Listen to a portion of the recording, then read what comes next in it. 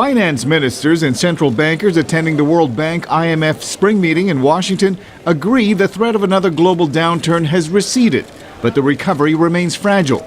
Ahead of the meeting, IMF Managing Director Dominique Strauss-Kahn warned leaders not to become complacent. It's not the recovery we want because it's still in balance between countries and it's also in balance within countries. That's certainly the reason why uncertainty is still very high. Among the goals for the spring meeting is finding ways to measure imbalances that contributed to the financial crisis.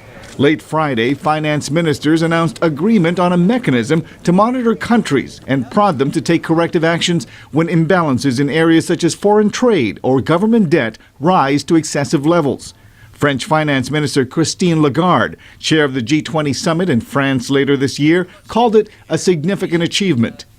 Suffice to say that we've made, in my view, huge progress in relation to the framework for growth. I think agreeing on the indicative guidelines was a major step in the direction of establishing the right policies with appropriate spillover effects and not negative spillover effects.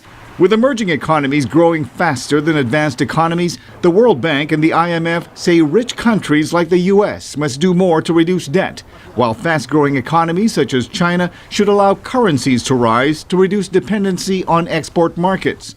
More immediate concerns include the recent spike in oil and food prices.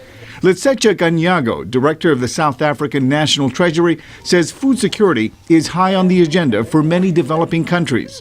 This is a basic need for our citizens, and if we are to see the same effects that we had seen in 2008, where you had prices rising to the extent that they did, and where you saw in other areas where you had food shortages, then we are going to be running into all sorts of problems.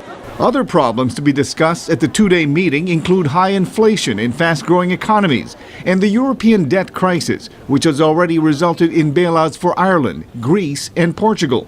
Ministers will also look at the impact of the Japan earthquake on the global supply chain and the Middle East turmoil on energy prices.